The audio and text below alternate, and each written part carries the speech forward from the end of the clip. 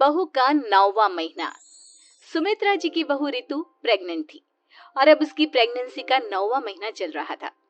रितु का पति देवेश उसका काफी अच्छे से ख्याल रखता था, लेकिन प्रेगनेंसी अपने आप में ही एक अलग ही वक्त होता है जब एक औरत कई तरह के बदलावों से गुजरती है।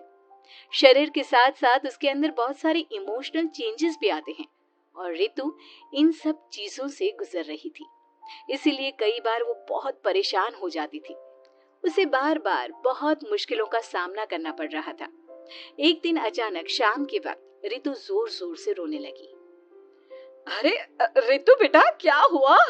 तुम रो क्यों रही हो?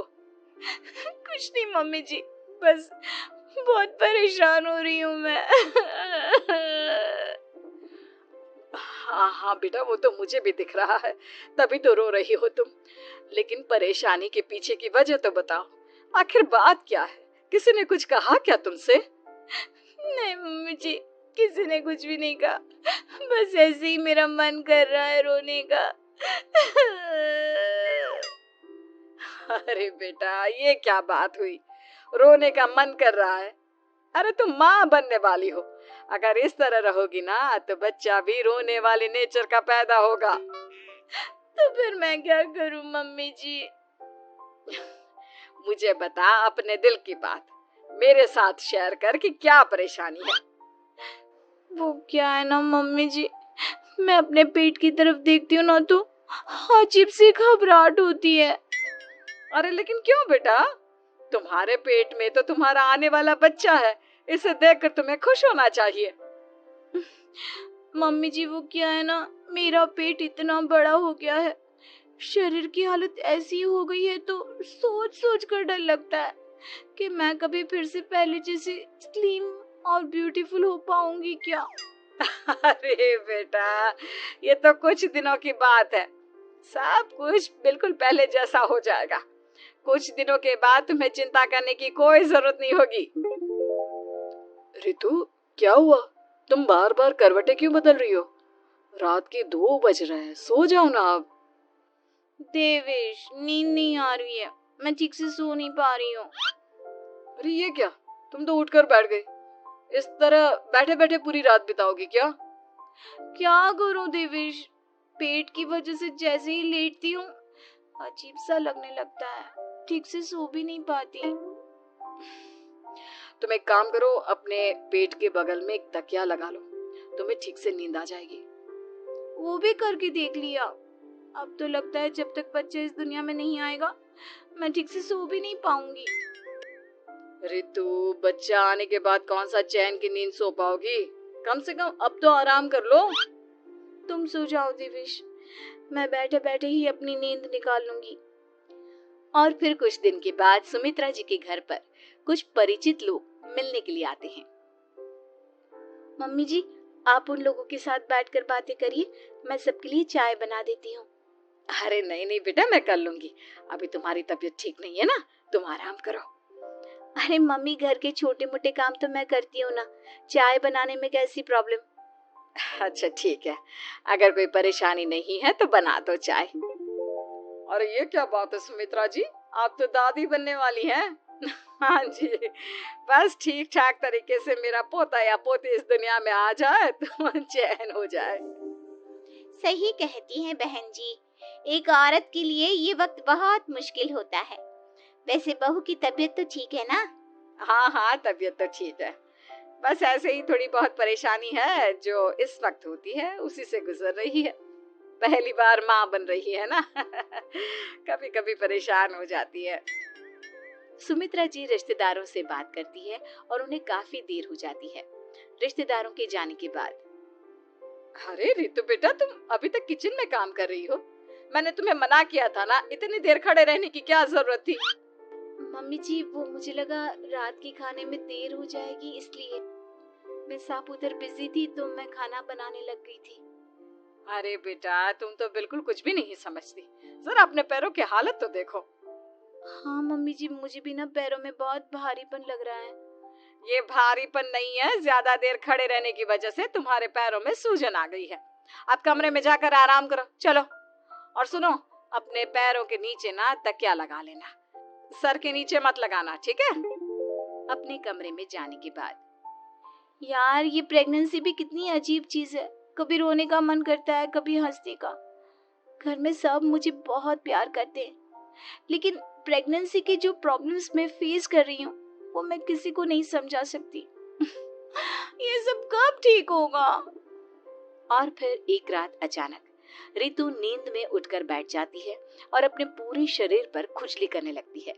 देवेश की आंख खुलती है और वो रितु को इस तरह खुजली करते हुए देखता है। अरे क्या हुआ रितु, तुम ठीक तो हो ना? पता नहीं क्यों देवेश, लेकिन अचानक से पूरे शरीर में खुजली हो रही है। दिखाओ जरा मुझे। अरे लेकिन तुम्हारे शरीर पर तो कोई मच्छर के काटने की या किसी तरह के रैशेस भी नहीं है, फिर खुजली क्यों हो रही है? लगता है ये भी प्रेगनेंसी की कोई नई प्रॉब्लम है।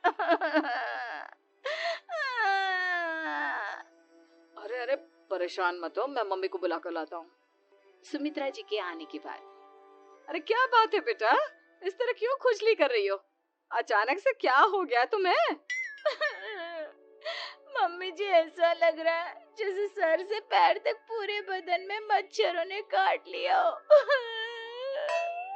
अरे लेकिन इसमें रोने की क्या बात है, चुप हो जा, सब ठीक हो जाएगा। हाँ, मैं बहुत परेशान हो गई हूँ, बस अब जल्दी से बच्चा इस दुनिया में आ जाना चाहिए ताकि मुझे इन सारी प्रॉब्लम से मुक्ति मिले।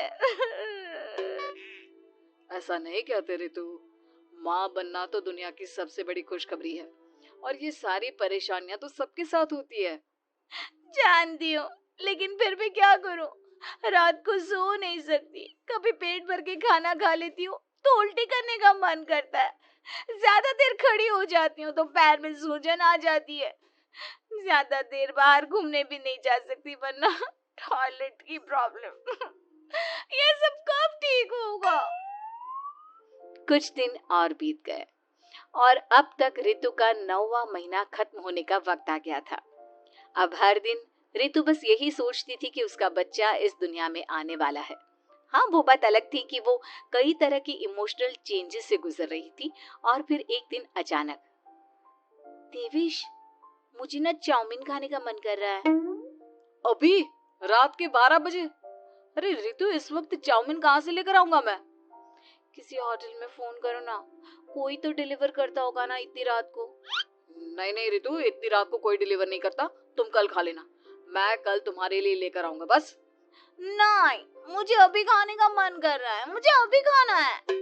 अच्छा अच्छा ठीक है, एक काम करो, मैं किचन में जाकर तुम्हारे लिए मैगी बना कर लाता हूँ, क्या पता उसे खाकर तुम्हारा मन ठीक हो जाए। हाँ ठीक है। देवेश रितु को मैगी बनाकर खिला देता है, लेकिन अगले दिन अचानक से रितु की तबीयत खराब हो जाती है। क्या हुआ है बहू को? बेटा तूने कुछ उल्टा सीधा तो नहीं खा लिया ना?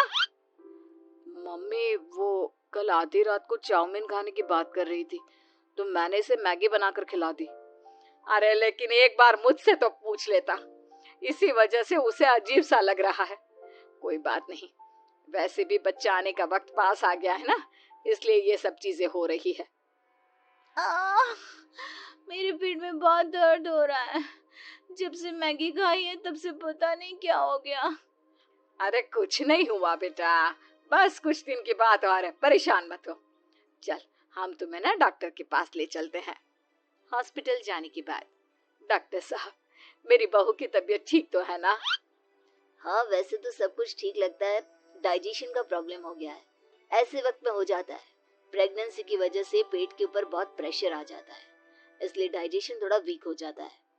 और उन्होंने रात के वक्त मैगी खा ली, इसलिए उनको ये प्रॉब्लम हो गया। डरने वाली कोई बात नहीं है। थैंक यू डॉक्टर साहब, अब हम इसका ध्यान रखेंगे। लेकिन अब रितु की डिलीवरी का वक्त पास आ गया है, आपको उनका पहले से भी ज्यादा ध्यान रखना होगा। मैंने चेकअप कर लिया है, 1 सप्ताह के अंदर रितु की डिलीवरी होने के पूरे चांस है। एक दिन अचानक किचन में काम करते करते रितु के पेट में बहुत तेज दर्द होने लगता है। देवेश, मम्मी जी जल्दी आइए। अरे अरे क्या हुआ बहू, क्या हुआ तुम्हें? बहुत दर्द हो रहा है मम्मी, मेरे पेट में बहुत तेज दर्द हो रहा है, मुझसे खड़ा भी नहीं रहा जा रहा। इधर आ जाओ रितु, मैं तुम्हें बेड पर लिटा देता हूँ, सब ठीक हो जाएगा। बेटा, मुझे लगता है इसकी डिलीवरी का वक्त पास आ गया है। अब हमें रितु को हॉस्पिटल ले जाना होगा। वैसे भी डॉक्टर ने कहा था कि 1 सप्ताह के अंदर डिलीवरी कभी भी हो सकती है। मुझे बहुत दर्द हो रहा है, ऐसा लग रहा है जैसे मैं मर जाऊंगी। प्लीज मुझे बचा लो देवेश। अरे रितु, घबराओ मत, ऐसा कुछ नहीं होगा। हॉस्पिटल पहुंचने के बाद आप जल्दी से रितु को एडमिट करवा दीजिए और आप लोग बाहर वेट करिए। नहीं, मुझे बहुत दर्द हो रहा है। रितु, समझने की कोशिश करो, सब कुछ ठीक हो जाएगा। रितु को लेबर पेन शुरू हो गया था और वो काफी तकलीफ से गुजर रही थी। एक बच्चे को जन्म देते समय औरत जिस तकलीफ से गुजरती है उसे सिर्फ वही समझ सकती है। रितु की तकलीफ को देखकर देवेश भी काफी इमोशनल हो गया था। रितु को इस तरह चीखते देखकर उसे बहुत दुख हो रहा था, लेकिन आधे घंटे के बाद जब डॉक्टर अपने हाथ में रितु और देवेश की छोटी सी बच्ची को लेकर आया तो रितु के चेहरे पर स्माइल आ गई। रितु, ये देखो, तुम्हारी और मेरी नन्ही सी बेटी। ये तो एकदम परी की तरह दिखती है। दिखेगी क्यों नहीं, एकदम तुम पर गई है ना, इसलिए। लेकिन मम्मी, उसकी नाक तो मेरे जैसी है। अच्छा ठीक है, नाक तुम रख लो, बाकी सब मेरे जैसा। देखा रितु, तुमने कितनी तकलीफ सही, लेकिन उस तकलीफ के बदले तुम्हें भगवान ने ये छोटी सी परी दे दी। और ऐसा सब औरतों के साथ होता है। तुमने बहुत हिम्मत रखी है बेटा, और इसका नतीजा आज हमारे सामने है।